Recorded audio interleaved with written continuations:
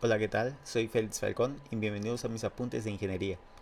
En este blog estaré subiendo contenido de ingeniería, conceptos, equipos, materiales, etcétera, relacionados a la industria petrolera, especialmente a la industria de la perforación. Así que si te interesa, quédate aquí y acompáñame.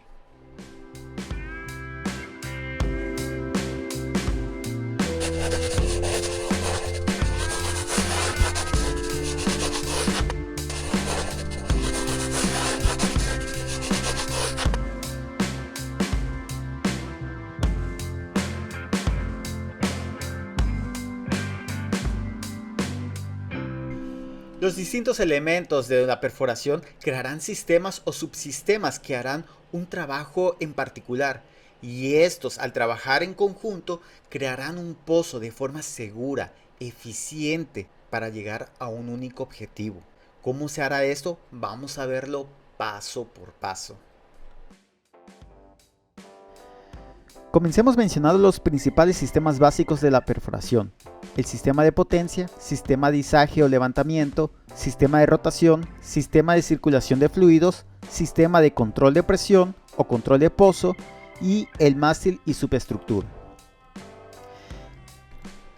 Lo convencional en la literatura académica es encontrar 4 sistemas, los 4 primeros, pero pueden haber autores o compañías que agreguen o separen otros sistemas, como el sistema de control de pozo. Otro de ellos es el mástil y subestructura, que algunos lo cuentan dentro del hoisting system, dentro del sistema de izaje, y otros por fuera, hablan de ellos aparte. Pero sea como sea el caso, no nos enrollemos y hablemos de uno de ellos, hablemos del primero. Sin este no sucede nada, el sistema de generación de potencia. Este sistema se encargará de proporcionar la energía necesaria al resto de sistemas para que funcionen adecuadamente, siendo el sistema de izaje y el sistema de circulación los que más energía van a demandar, aunque esto por lo general no sucede al mismo tiempo. Este sistema se puede dividir en dos partes: la generación de potencia y la transmisión de potencia, y esta última se puede subdividir en transmisión mecánica y transmisión eléctrica. La generación de potencia se lleva a cabo con los prime movers o motores primarios, que pueden ser una turbina de gas o un motor de combustión interna. Actualmente lo convencional en perforación es utilizar diésel por la gran cantidad de energía que genera y que requiere menor cantidad o masa para realizar un trabajo en comparación con otros combustibles. En plataformas de producción aprovecharán el mismo gas generado para generación eléctrica, pero esto no es posible en una plataforma de perforación. A ver, espera, si no estás entendiendo, vamos a explicarlo paso por paso. Imaginemos que estás utilizando tu energía eléctrica, pero esa energía no la generas tú, se genera en alguna parte. ¿Y cómo se genera?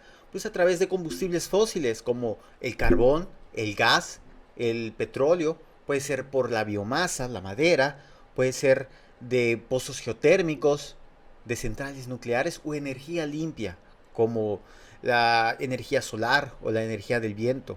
Pero, ¿qué será lo más eficiente para la industria petrolera? ¿Podemos generar energías limpias?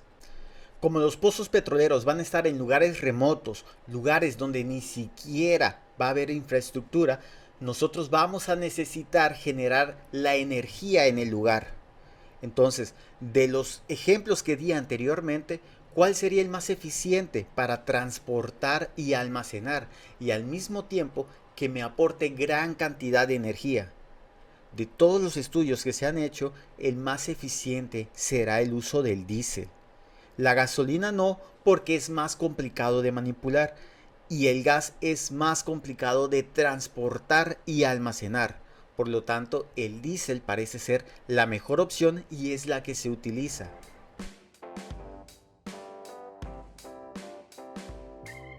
Ok, seguro que ahora se está entendiendo la generación de energía, pero ¿cómo funciona esto de la transmisión de energía?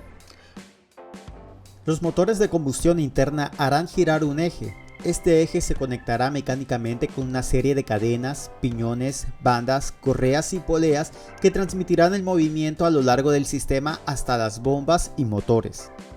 Debido a la fricción entre cada uno de sus componentes, El calor y ruido generados hacen que el sistema pierda hasta el 40% de su energía o potencia.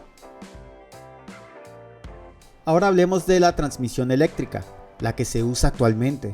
Electricidad y magnetismo son dos propiedades muy relacionadas, dos caras de una misma moneda. Gracias a la ley de Faraday, sabemos que un campo magnético puede inducir una corriente eléctrica en un circuito cerrado. Por ello, el motor de combustión interna hará girar un eje conectado a un rotor que tendrá incrustado un imán. Este imán, al estar en movimiento, su campo magnético inducirá una corriente eléctrica. A la máquina que transfiere la energía mecánica a energía eléctrica la conocemos como dínamo o alternador. La transmisión eléctrica es lo convencional en un equipo moderno. De los tres tipos de configuración de corriente eléctrica, el de corriente continua alcanza eficiencias mayores a 80% aproximadamente, mientras que los motores de corriente alterna son mucho mayores al 90% de eficiencia.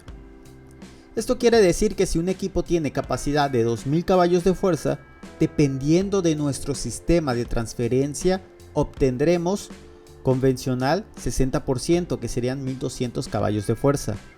Corriente continua 85%, que serían 1700 caballos de fuerza. Corriente alterna 95%, que serían 1900 caballos de fuerza.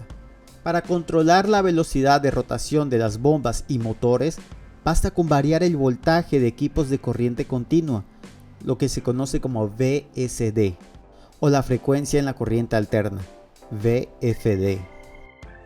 Estoy seguro que hablar de motores y bombas puede ser un tema muy interesante para otro video, así que si quieres más contenido como este, no se te olvide darle like, compartir y agregarme en tus redes sociales.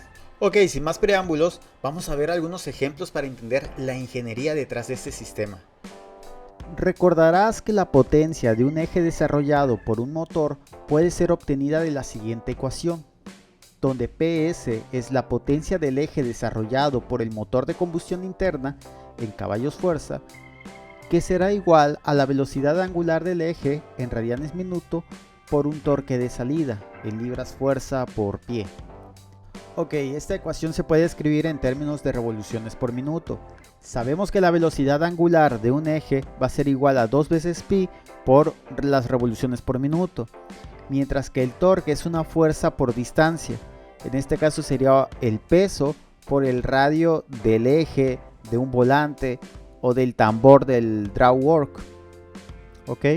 Entonces, si despejamos el peso, obtenemos una fórmula en términos de velocidad, que sería velocidad vectorial igual a 2 veces pi por el radio del volante por revoluciones por minuto. Si sabemos que la potencia es el producto de la fuerza y la velocidad, entonces la potencia requerida de un eje puede ser escrita como potencia igual a peso por distancia entre tiempo, que sería lo mismo que decir que peso por velocidad vectorial. Estas fórmulas son un principio básico para calcular la potencia que va a requerir, por ejemplo, el malacate o drawwork. Pero no nos adelantemos, aún nos falta ver otro concepto, el de eficiencia energética, además de la energía que vamos a requerir generar.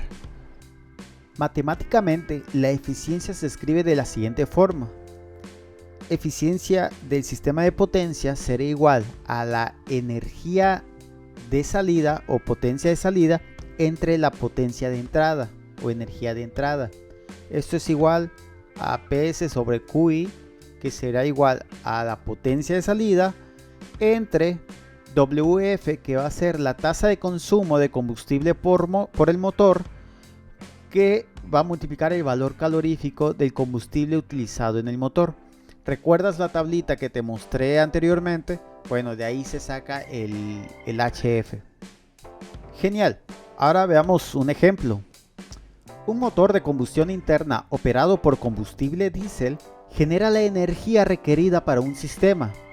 Dado un torque de salida de 1600 libras fuerza por pie a una velocidad de motor de 1150 revoluciones por minuto, consumo de combustible a un índice de 30 galones hora, calcula la velocidad angular del volante, energía de salida y eficiencia total del motor de combustión interna. Ok, lo primero que debemos hacer es ver con qué datos contamos, qué datos requerimos y cómo podemos hacer el enlace con las fórmulas vistas. Vamos a verlo. Ok, aquí tenemos los datos y los requerimientos. Y estas son las fórmulas marcando los datos que tenemos en verde, los que requerimos en rojo y el resto son datos que podemos inferir, calcular o ver por tablas. Dado que la velocidad angular va a ser igual a 2 veces pi por revoluciones por minuto y yo tengo el dato de revoluciones por minuto, entonces puedo calcular que la velocidad angular va a ser igual a 7,225.66 radianes por minuto. Conociendo la velocidad angular, fácilmente calculamos la potencia de salida, aunque tendremos que hacer una conversión de unidades a caballos fuerza. Genial, ya tenemos dos datos. Ahora vamos por el último. Antes de calcular el último dato requerido, convertiríamos el consumo de combustible de galones hora a libra masa minuto. Luego determinamos la energía de entrada y finalmente obtenemos la eficiencia total del sistema.